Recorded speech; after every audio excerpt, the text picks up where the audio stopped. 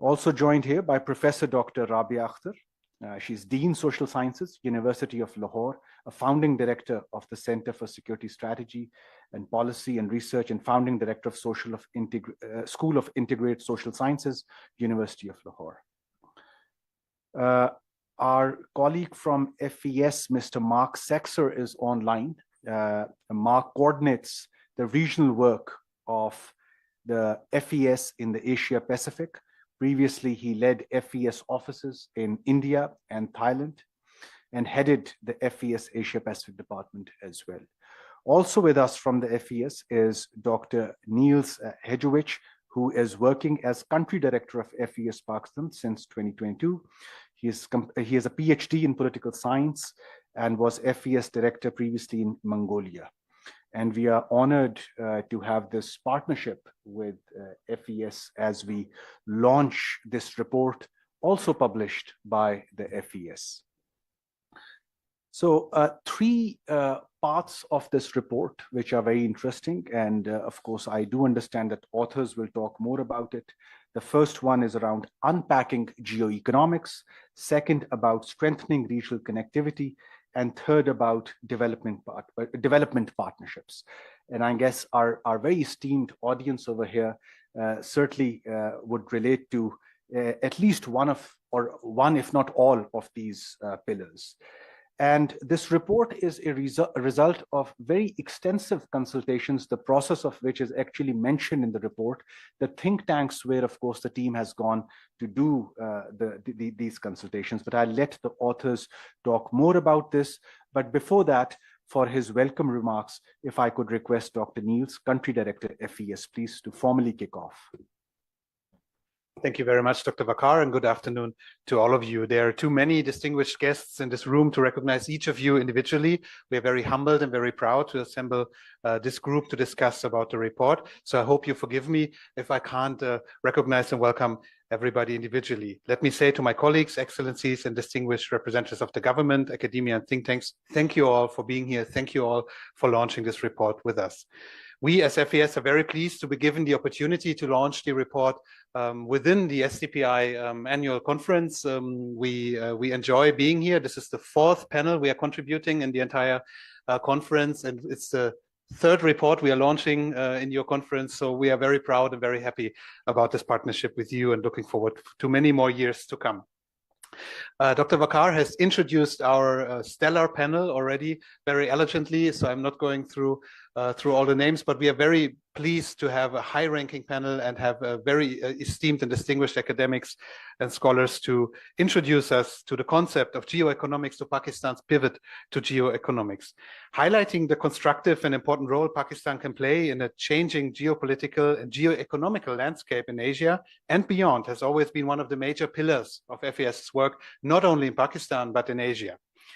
As Europeans, we believe in the huge potential of regional connectivity in South Asia and the need for multilateral and peaceful means to sustainably ease any tensions in the region. This is an experience we have been through ourselves in Europe some time back, that regional connectivity, multilateralism are a very productive way forward. Our regional office for Asia, which is represented on this panel by its director, my colleague Mark, does extensive work on mapping the emerging geopolitical and geoeconomic landscape in Asia and developing paths for Germany and its partners in the region to navigate a changing world, a troubled world. This annual conference by SDPI, according to its title, is all about the light at the end of the tunnel. Thus, I'm very glad that today we discuss a decisively optimistic outlook on Pakistan's geoeconomical potential, from which potentially the entire region could benefit. Written by two of the most eminent scholars in the field, it builds on Pakistan's national security strategy, we will surely talk about this, and expands its idea of a larger meaning of security that goes beyond a narrow understanding of purely territorial security, and will hopefully be used by policymakers, academics, experts to guide us towards the light at the end of the tunnel. Ladies and gentlemen, I want to once again express my sincere gratitude to SDPI, the authors of our study, the distinguished panelists, and of course, the entire audience for giving us the opportunity to discuss this eminent study. Thank you very much. Thank you, Niels. And now as we head for the keynote for this session, I will very humbly do some timekeeping, given that we just have 60 minutes. We have an MOU signing at the very end.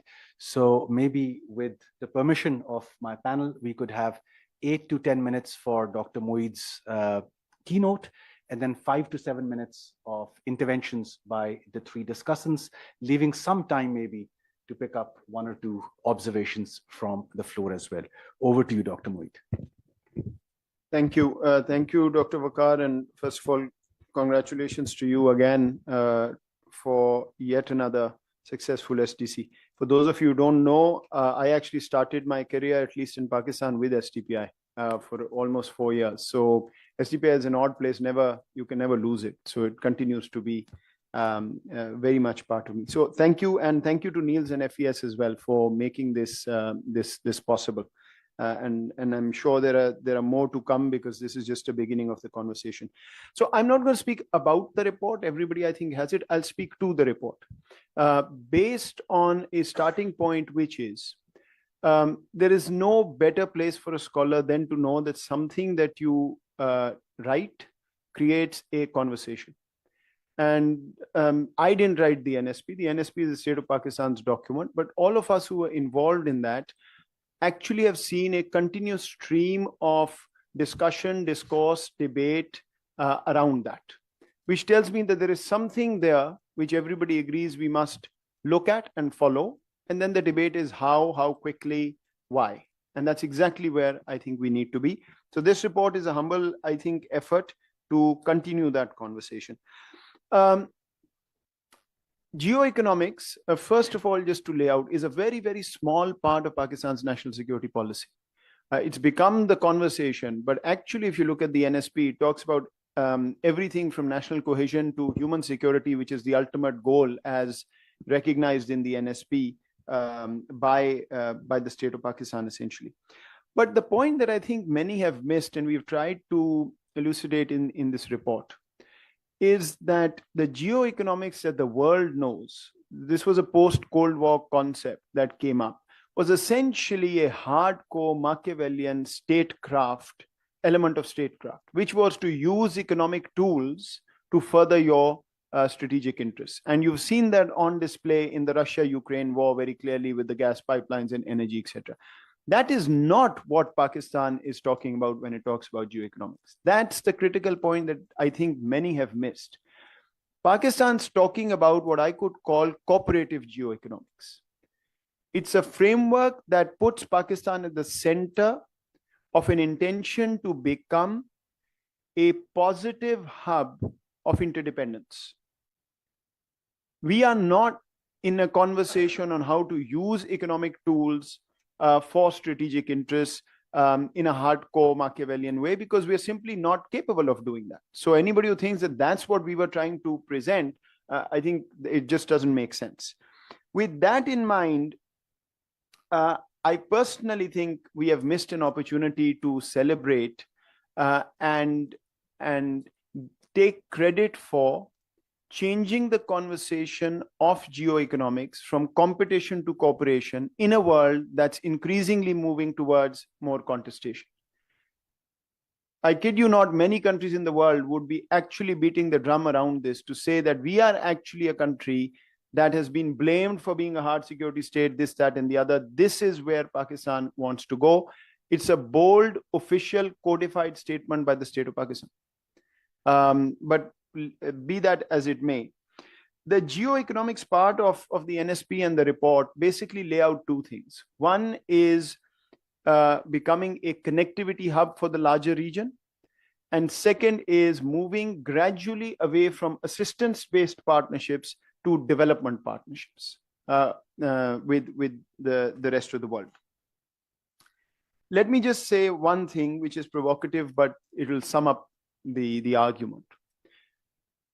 Pakistan's macro global economic model has essentially been to sell its security strength and relevance to gain economic inflows.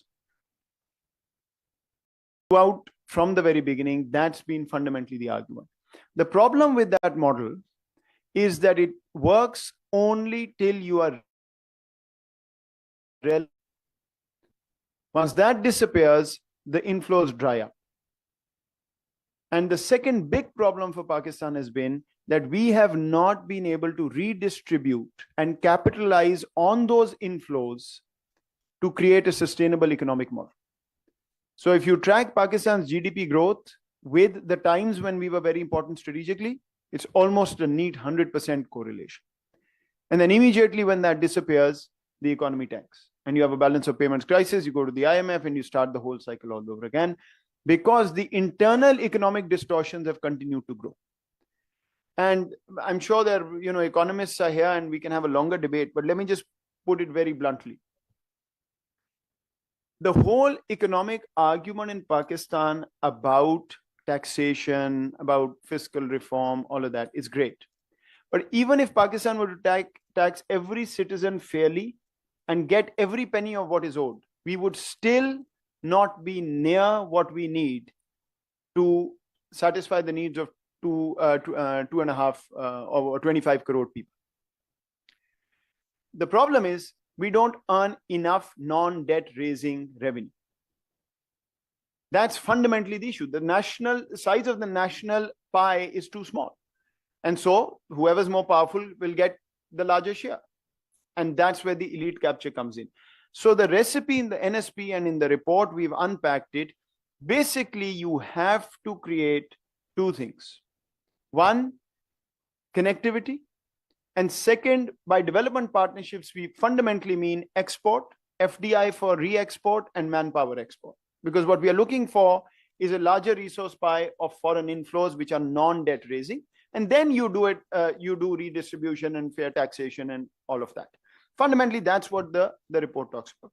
So the next question then becomes, if that's what you want to do, why are you calling it economic security? Because this has been one of the critiques, that you've called it security, everything becomes security. Why not just call it economy? For two reasons. First of all, it was the national security policy of Pakistan. We were not dealing with how to fix the economy, but there's a deeper issue here. What we are suggesting is that for Pakistan to become economically secure, which is the first step to satisfying human security, because if you don't have money, you can't satisfy your human security domain. You do not have the luxury to create an economic model as you please. Whether we like it or not, Pakistan's state evolution has basically gone in a direction where we have a lot of external and internal, but external adversaries or enemies or whoever who don't want to see Pakistan entirely stable. So the model that is presented, that's why it's called economic security, is in one line, how do you make the cost of an unstable Pakistan greater than the cost of a stable Pakistan for anybody who is working with our country? That's fundamentally the point. So why connectivity? Connectivity because you want to create interdependence of other countries such that if Pakistan is unstable, they hurt as much as you hurt. That's fundamentally what economic security is about. Why do we talk about development partnerships, which is again what I've just explained, export, FDI and manpower export? Because it's a myth to say that you can have an independent foreign policy if every 2 years you have to go and beg for the next tranche. You just can't do it. It's as simple as that. So there's no point cribbing about the IMF. IMF is an institution that's going to lend you money with some politics involved and take that money back. So these two elements are the only ones that everybody who worked on this could come up with, where you can actually start creating some independent flows, which can then be used to have a more assertive and independent foreign policy domain. That's essentially the idea. Now, there are many other things you can do economically, but at least in our reckoning, those will be cut short by others who do not want them to succeed. So if you do, there are, the camps that are coming up today in the world. If you do something where you're developing, let's assume CPEC, at a pace that is not acceptable to some others, it would be cut short. Unless 50 million consumers of gas of another country next to you are dependent on the gas that's passing through.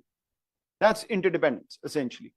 If there is a problem on a border, let's just take Afghanistan border. This is back in the day. I'm not talking about the refugees or anything. The debate was, if there's an incident of firing on the border from the other side, which was a regular occurrence, do you first shut down the border and then figure out what to do? Or do you say, I am not going to cause myself economic harm by shutting down the border full stop, and then find a way to solve that problem? That's the difference between geoeconomics and geopolitics. That's it. It's two sides of the same coin. So that's essentially where I think the report goes. Towards the very end, let me just say that the biggest constraint in my mind to moving in this direction is not material, it's psychological. It is this sense that if we do this, what will happen? What will happen to our geostrategy? What will happen to security? And at least my argument, or at least the NSP's argument, is that your hard security, human security, and economic security will be strengthened if you take this approach. And if you don't, then all three of them will continue to suffer. Again, I don't have time to go into details, but that's fundamentally what we came up with. And finally, if you want to move in this direction, economic diplomacy is going to be the key. We have to create structures, even with the meager productivity and all our economic problems. I think we are still only at 30% of our capacity in terms of being able to create an economic dividend for other countries, by virtue of which your own country will become more stable, because the disincentives for others to undermine you will be greater. So stop calling CPEC CPEC. CPEC, I mean, I'm not literally saying that. What I'm saying is, you have energy because of CPEC, you have roads because of CPEC. Anybody in the world should come and invest. Full stop. And we have examples. GE technology is being used for with Chinese investment, right? We are very concerned about Pakistan being bypassed in the region. There are uneconomical routes created that circumvent Pakistan because India wants to do that. But have we tried actually creating the most economical model through us, creating that interdependence and creating dependence on Pakistan? It will change the entire conversation. Again, I know it's very difficult. The challenge, final word, the challenge is, how do you move to economic diplomacy without giving up on your traditional national security concerns, interests, and positions? It's entirely doable, but that's the conversation that I think the country needs to have, rather than debating on whether this is right or wrong, because the state of Pakistan has already made a decision and consensus around the fact that we should go in this direction. And now the question is how. Let me just end by recognizing, and maybe Rabi, you were going to do that, but there are people who worked on this report who are not here. Ijaz Haider, who did a lot of writing and rewriting for us. And then two very, very, very able associates of ours, Ali Jafri and Azaz Buledi, who are both not here. And finally, allow me to recognize the four people sitting here. I keep taking credit for all of this, but this entire document was spearheaded by the National Security Division and the Strategic Policy Planning Cell. So the four people sitting in the second row, Majid, Sadia, Zain, and Abbas, they're actually the many of the things were done by them, and I've taken credit for it. Thank you. Thank you, Dr. Moeed. And with this, we come to our three very distinguished panelists. For his remarks, I go to Ambassador Azaz Ahmed Chaudhry Sahab. Thank you for inviting me, SDPI. Thank you, Moeed, Yusuf, and Rabi Akhtar for producing such a wonderful booklet. And thank you, FES, for sponsoring this. This subject is very close to my heart. In fact, in December of 2021, when the federal cabinet approved the national security policy, and I had the opportunity to read it in full, that very month, I wrote an article in the Dawn, A Shift to Geoeconomics, with a question mark. Now, the question mark represented the fact and my understanding that this is not a shift. It's a complement to geopolitics and geostrategy. The second aspect that also attracted me right there, and when I was speaking at NDU and elsewhere on this subject, that the difference of perception or interpretation of geoeconomics in the West, where the concept grew, and in Pakistan are very, very different. In fact, perhaps diametrically. I think we mentioned that normally it grew in the Cold War context, where economic instruments were to be used to achieve geopolitical goals. So a whole menu developed, imposing economic sanctions, trade wars, tariff wars, technology wars, and so on. But in the Pakistani context, it was a very different. It was essentially leveraging your economic geography to achieve your geopolitical goals and prosperity in general. I must say, this booklet, if you have not read it, please do. This whole economic geography has been explained very well. There are 3 broad regions, and somehow the nature has situated Pakistan right at the confluence of these 3 regions: Indo-Pacific, Japan, Pacific Ocean, Indian Ocean, India, our eastern neighbor, and then you have Central Asia connected to Russia, coming down to Afghanistan, our northwestern neighbor, and then you have whole of Middle East ending up with Iran, our southwestern neighbor. So Pakistan is uniquely situated at the crossroads of these 3 regions. But then all these 3 regions are subject to major power competition. In fact, rivalry. That means there will be huge sparks coming out of all these regions. And some of those sparks are likely to fall on Pakistan, unless we can develop shields to guard against that. And while there are sparks, there will also be opportunities. And if we can be ready to grab those opportunities. And that's why I think these 3 concepts, and I'm very fond of them, that you have to start looking at your neighborhood in a very different way. It's not a tough neighborhood. It's a neighborhood that can provide you opportunities. So you are talking of connectivity. You have north-south connectivity, though not really to the level that you would want it, but you don't have east-west connectivity. You are not a hub that connects South Asia with Central Asia and West Asia. And so unless that's my theory, that unless you have east-west and north-south connectivity working simultaneously, the stakes of others in Pakistan will not be built. The second, development partnerships. Again, something very important, because we are so used to donor-recipient relationship that it's very difficult for us to develop partnerships which are sort of equal or mutually beneficial. And the third is regional trade.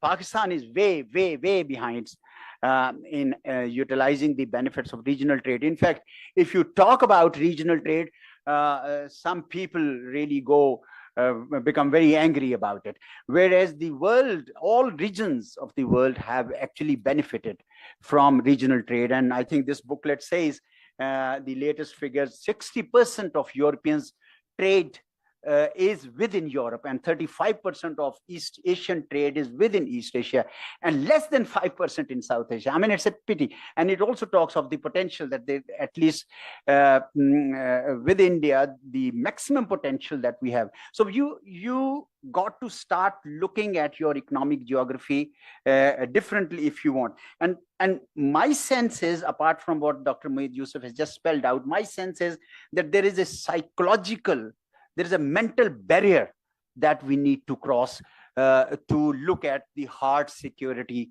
and geopolitical challenges that Pakistan is facing. And we need to look at things very, very differently. 75 years of following a certain policy has not worked. So there must be other, better ways. I recall Allama Iqbal's verse, Aine naw se darna, tarze कोहन पे अड़ना, मंजिल यही कठिन है कौमों की जिंदगी में. So you sort of are scared of reform, and you want to stick to the status quo, and that's the most difficult phase for your nation. So if you want to really give geo-economic pivot a chance, you have to change your mindset, open it up, and you'll find that there's a lot that you can do for our country. Thank you. Thank you, Ambassador Azaz Chaudhry Sahab. And this brings us to our next panelist who's online, Mr. Mark Saxer. Mark, if you can please go ahead.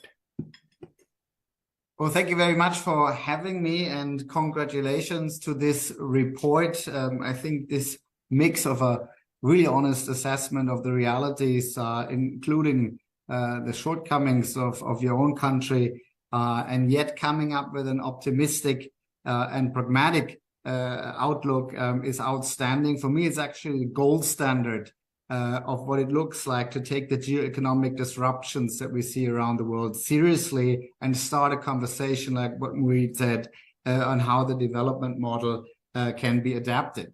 Mueed and Rabia are so smart that they have already incorporated all the possible criticism in the paper and in such a brutal and honest way that I never dare to top it. You have identified the internal shortcomings of Pakistan as well as the pitfalls in your very dangerous and troubled neighborhood, both of which actually have the potential to derail the ambitious agenda that you laid out. I come from a background, what I call transformative realism, so very, very much like the strong focus on the political economy. Hence, I would like to focus my short remarks on the international as well as the domestic political economy. On the global level, pundits like me use the term geoeconomics even more loose than you do, actually as a shorthand for the impact of geopolitical competition on the international political economy.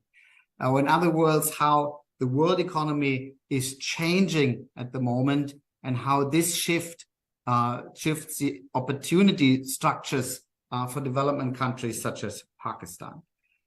So with this broader or looser definition of geoeconomics, there are some worrying trends that need to be watched beyond the immediate geographical meaning of geoeconomics. We do watch, of course, especially after the pandemic and acceleration of digital automation, we see the politicization of market access. We see the weaponization of technology transfer. We see nearshoring, friendshoring of supply lines. We see efforts of de-dollarizations with potential currency wars. We see the return of the primacy of the state in economic security, as well as the return of industrial policy, also in the West, but also in China. And we see the supplement of supply-side economics towards demand-side economics. Taken together, these trends, I think, amount to something that you could now truly call the end of the neoliberal phase of globalization and the emergence of a new economic paradigm. In short, out with cost efficiency and open markets, and in with resilience and economic security. In this new paradigm, I think that's the point I'm trying to make. The flying geese economic model, development model of cheap labor, catch-up industrialization, and export-led growth may become obsolete. When it comes to the cheap labor side, we see robots and algorithms undercutting the comparative advantage of cheap labor. When it comes to catch-up industrialization, the weaponization of technology transfers, as well as the reorganization of the global supply chains, threaten to cut out some countries out of the global value chains. And if we look towards export-led growth, that is only possible if you have market access, but market access will increasingly be coupled towards you're my friend, you come in, you're not my friend, please stay out. So the geoeconomic pivot that the report lays out has to take these broader geoeconomic developments in the world into account and maneuver very, very carefully in order to be able to maneuver these headwinds. Looking inward domestically, Mueed and Rabia and the other authors have brilliantly carved out the resistance of those who actually benefit from the status quo. It's not hard to imagine how much resistance a comprehensive reform agenda like the one you propose would generate. It's therefore correct to stress the need for a foreign policy consensus. I'm fully on board with that. in order to avoid becoming a play ball of great powers. But at the same time, the deep structural reforms needed to shift the development path need to be thought of as a struggle against those who benefit from the status quo. The question is then, what kind of social alliance can you bring together for the necessary change? And without waddling too much into Pakistan's domestic politics, which I do not understand even closely enough, I dare say that the fact that the status quo is still intact speaks to the fact that the formula how to build a broad, class and milieu transgressing transformative alliance has not yet been found. Unfortunately, that's actually true for pretty much every country in the world, and adapting is actually the toughest challenge politics has to tackle. So I would like to reiterate what Niels already said in the outset. FES would love to contribute to the search of such a new development model, as well as an alliance to implement it and implement that through the methodology of transformative change making. Hopefully we can continue this conversation. Yet again, congratulations to this optimistic, pragmatic, and realistic report. Thank you, Mark. Appreciate you taking time out and joining us online. And with this, we move to our next panelist, who is also the very worthy co-author of this report, Professor Dr. Rabia Akhtar. Assalamu alaikum, everybody. Thank you so much, SDPI, for giving us the floor, and also FES for sponsoring this study. I would also, although Moeed has already done it, like to acknowledge the co-authors, Saeed Ali Zia Jafri, who must be up in California watching this live. Thank you so much, Ali, for all your support, help, research, and writing. To Ezaz Buledi, as well as Ijaz Heather, for extensive writing and research that allowed us to publish this report. I obviously, Moeed has articulated the essence of the report to you, so I will just make two brief points. One is about elite consensus in Pakistan, and the second is about policy continuity and political stability. Because whatever that has been mentioned in this report is not achievable if you do not have political stability in the country.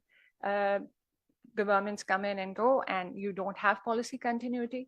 And I'm not only talking about foreign policy consensus, I'm talking about elite consensus. And I leave it to you to decide as to who the elite in Pakistan is. It is actually a combination of military elite, political elite, bureaucratic elite, as well as the business elite. So if all of them come together and decide that this is the trajectory Pakistan has to take for the next 50 years, next 76 years, that is, and no compromises to be made on that consensus, only then strategies like these can work. So that's my point number one to this August audience. And the second is about political stability and policy continuity. The naysayers of geoeconomics, they simply talk about, they are not just naysayers just because they don't understand geoeconomics. They understand geoeconomics and its definitions really well. What they do worry about is the structural realities of Pakistan, which are not going to allow for this pivot to happen. So my concern with this, bringing out this report is that, yes, I agree, we will not be able to achieve whatever has been mentioned in this report and many other reports that have come if you don't have political stability or policy continuity or constructive opposition that comes into power when we have a government. You look at 10 years of Manmohan Singh's rule, you look at 10 years of Modi's rule, ongoing stability further when BJP will again come into power in the next elections. That's 20 years of stability and policy continuity and strategic elite consensus in India to make in India for the next 70 years. If Pakistan could achieve that, that would really be the miracle of all times. We have had 13 prime ministers in the past 20 years, including, the caretaker prime ministers. while India has just had 2.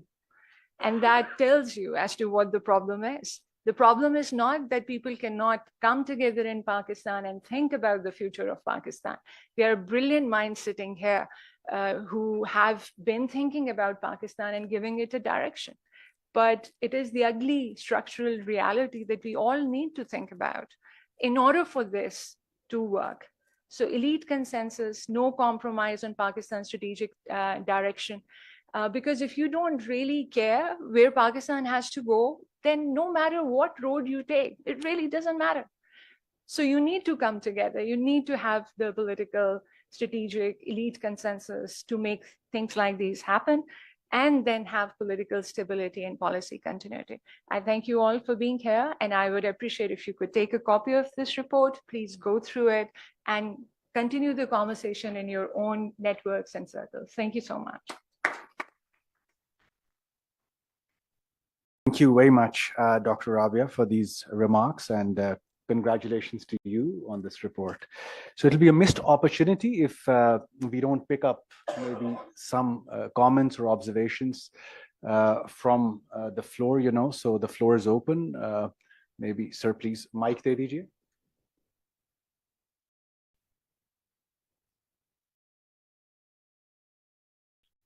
Ji sir को दे दे यहाँ पे सामने. Assalamu alaikum. Thank you very much. I've enjoyed very much the interventions. Yesterday so just for the online audience, if you could introduce yourself. Yes, my name is Hamid Sharif. I've been 30 years in international development. Last 10 years I've spent in China as country director for Asian Development Bank and as managing director for the Asian Infrastructure Investment Bank. Thank you. And so I endorse the idea of geoeconomics. I think we've seen China play this out. BRI is nothing but geoeconomics. So I think there's no cavil with the idea. But as we heard yesterday, Mohit, you were there as a speaker at Dr. Pervez Hassan's award. One of the ideas attributed to him is that an idea is 10% idea and 90% of it is in implementation. So it's a great idea, the NSP, but where is the implementation? And I want to turn to that, in your publication, I've not read it cover to cover, but just sitting here flicking through it, you have a section on getting the basics right. I mean, the big lacuna, and I can understand why you may not want to put it in writing, but I think Rabia kind of alluded to it. The big elephant in the room is that Pakistan internationally is now missing in action. You look at last week and what's happening with the Middle East Initiative on Palestine. 8 countries were visited. Pakistan is not even mentioned. And I think we have to ask hard questions as to why that is so. And it's clearly because we don't have political stability.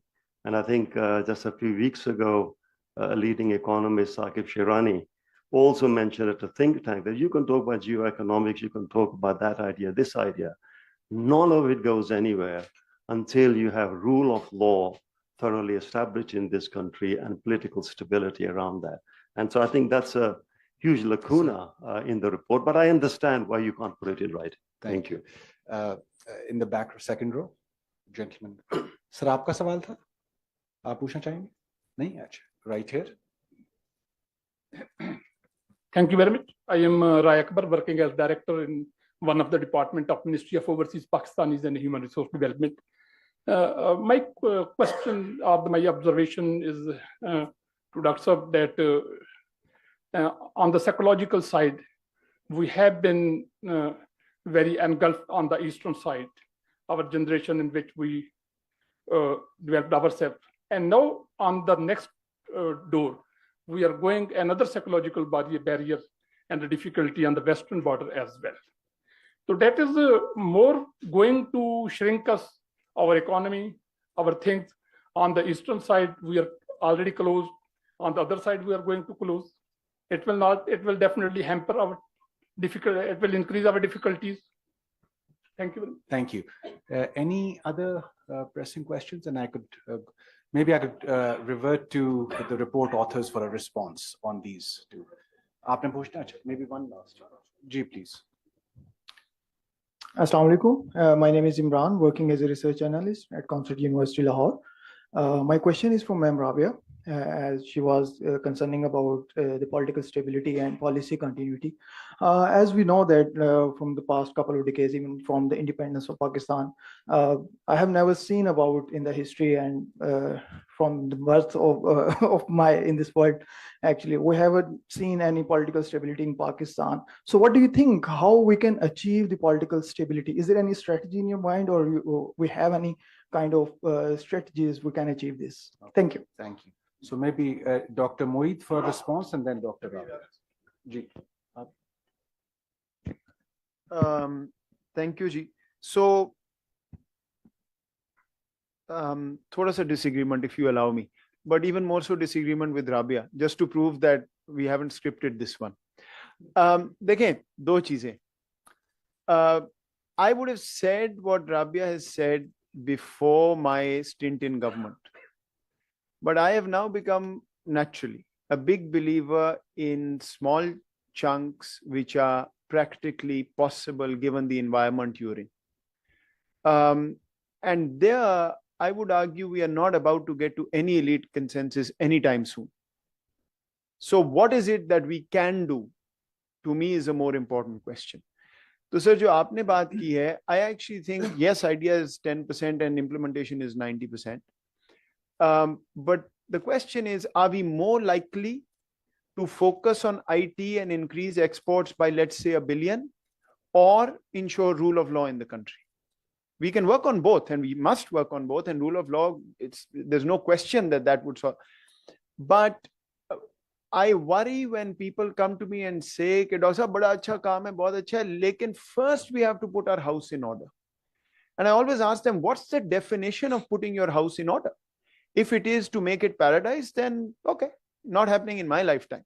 So to me, this is the recipe to start the process of putting your own house in order. I think people are underestimating that this idea is actually already codified through a consensus by leadership of Pakistan. Everybody was involved: federal government, provincial government, military, civilian. So clearly there is a thought process which says that we have to move in a slightly different direction.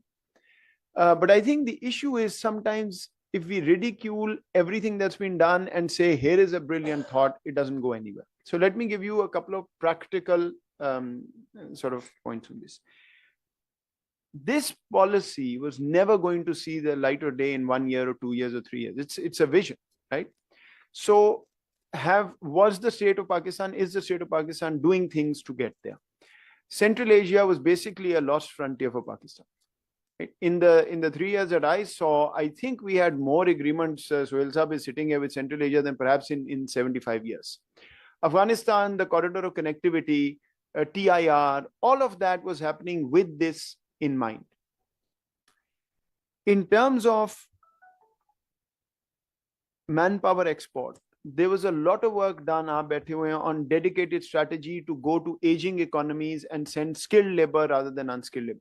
These are those small things that you will do and start changing the space and the conversation, because throughout history, changing the status quo has been the toughest thing for society. So we are not under any illusion, but I think the danger is that we want to get to something that is the most difficult, and we make the perfect the enemy of the good. That's how I would commit it. On Afghanistan, you're absolutely right. The more your borders are unstable, the more difficult it becomes.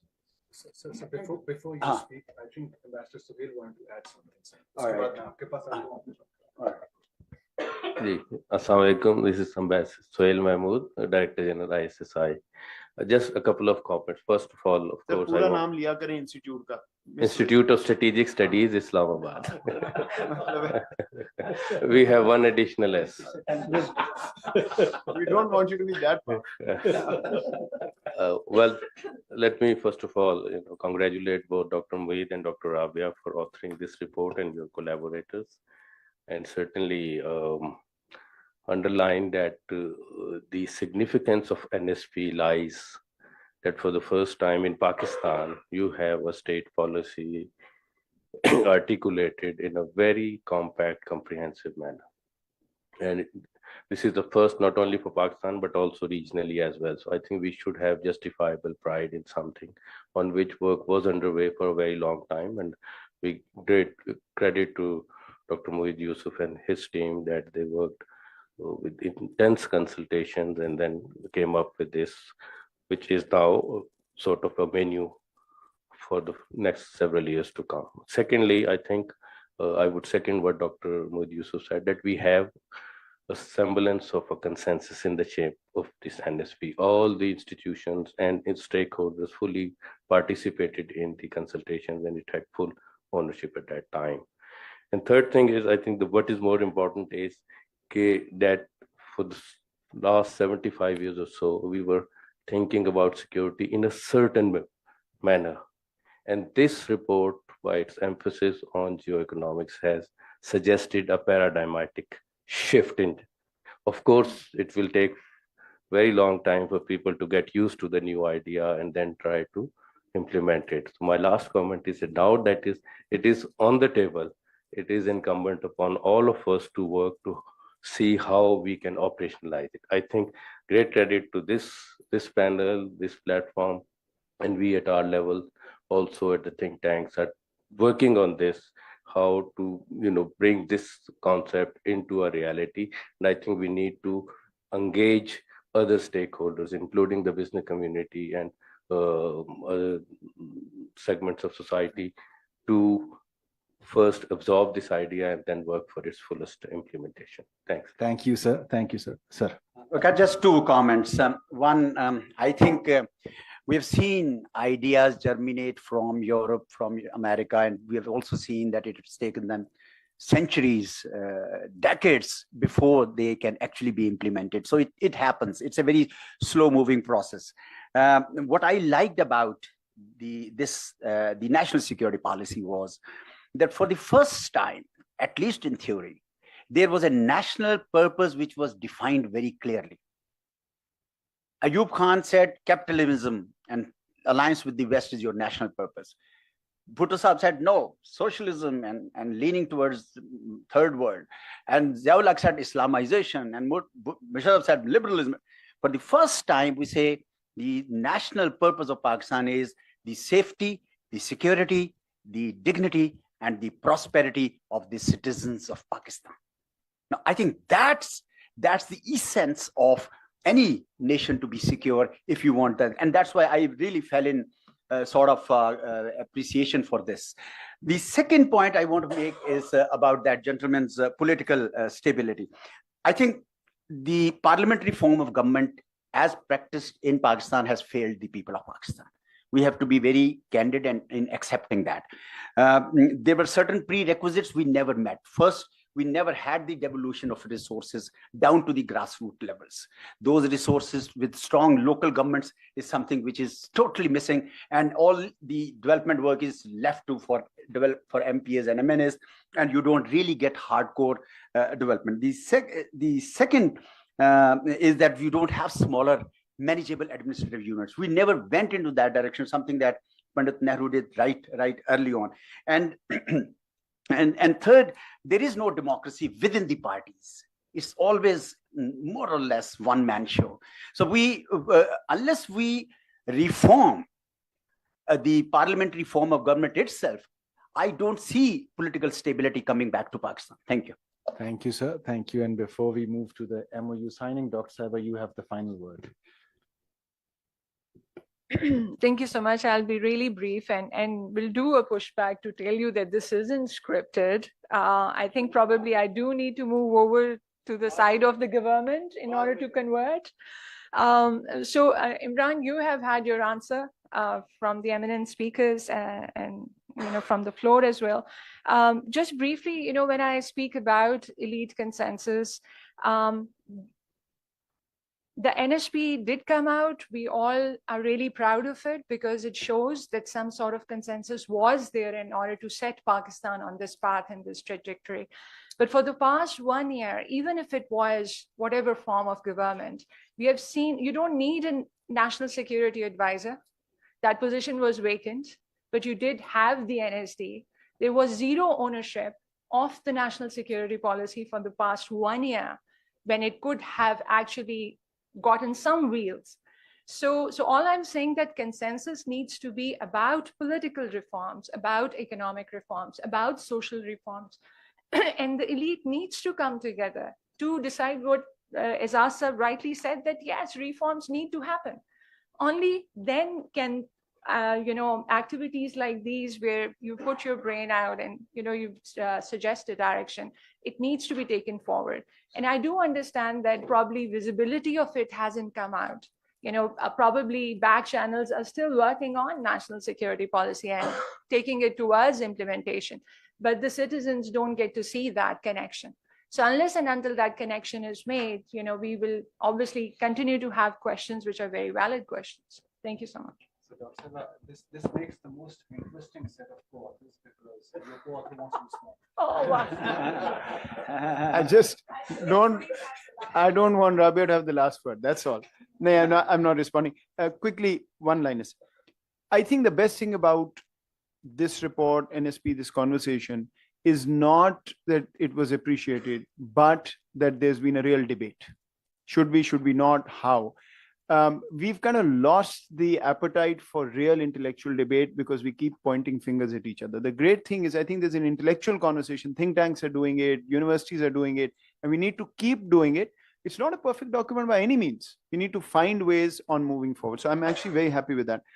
Second, Rabia, the reason there's no NSA is that the last one messed up things so badly. I think nobody can. But just to give you an example, I think if ideas germinate, you don't need to call it geoeconomics or NSP or whatever. But even this SIFC, I mean, I'm not following, I'm not privy to the inside, but the idea is the same. You create a one window operation for economic diplomacy, essentially economic interaction, call it whatever. But I think these ideas will continue seeing new forms of implementation. Some will work, some won't work. And from what I have seen, I left government close to 2 years ago.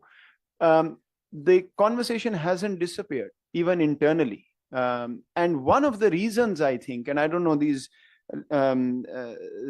former colleagues of mine sitting here can talk about it more, but NSP is actually a very fortunate document in one way. It's the only one that has a full-fledged ministry whose principal task is to implement and monitor implementation of the national security policy. The National Security Division is tasked to do that in the rules of business. There's a team that actually does that. I don't know where it is. I'm not privy to it, and then you're supposed to every month report back to the National Security Committee of Pakistan, which is chaired by the Prime Minister.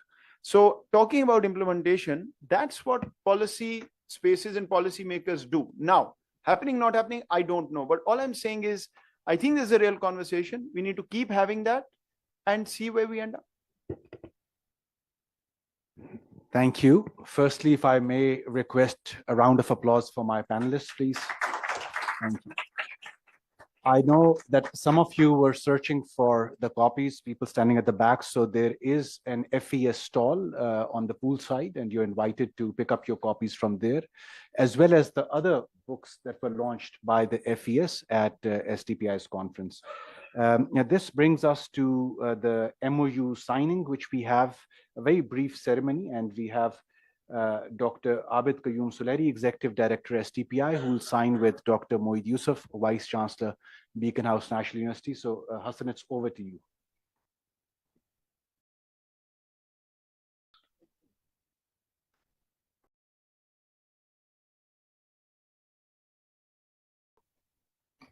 Thank you very much, Dr. Waqar Sahab. I would like to request all participants to be seated for a few minutes. We'll have a quick MOU signing ceremony between SDPI and Beacon House National University.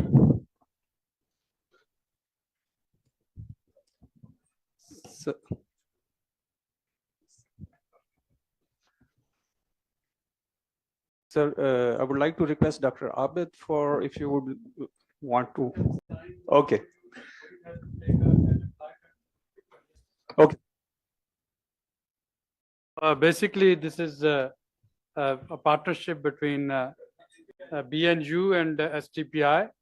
Moeed and SDPI has been partners in crime for many ventures, and we thought that we should continue this tradition.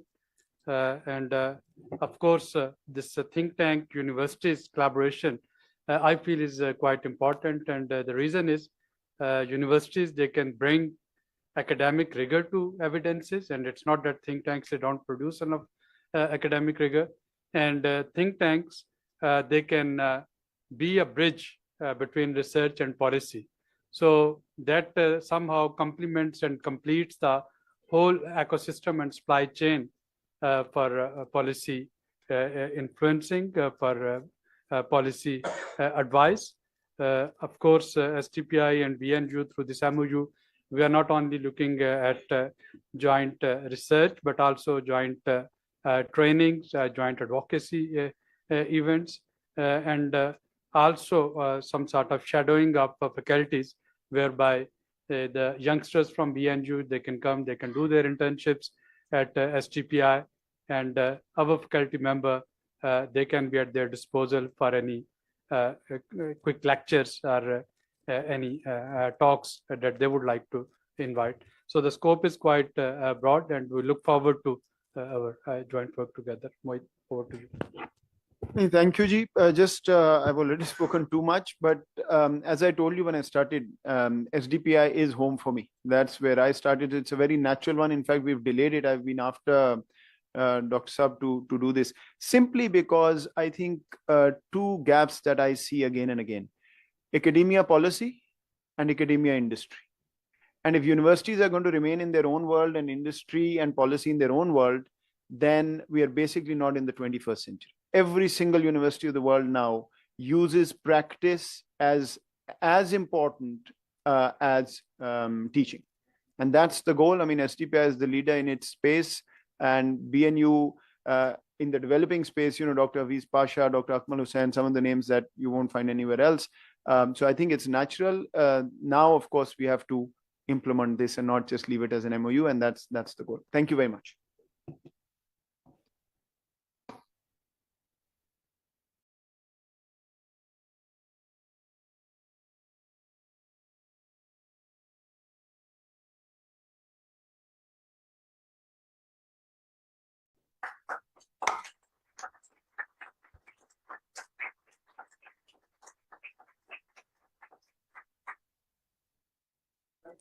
Thank you very much. Thank you very much, participant.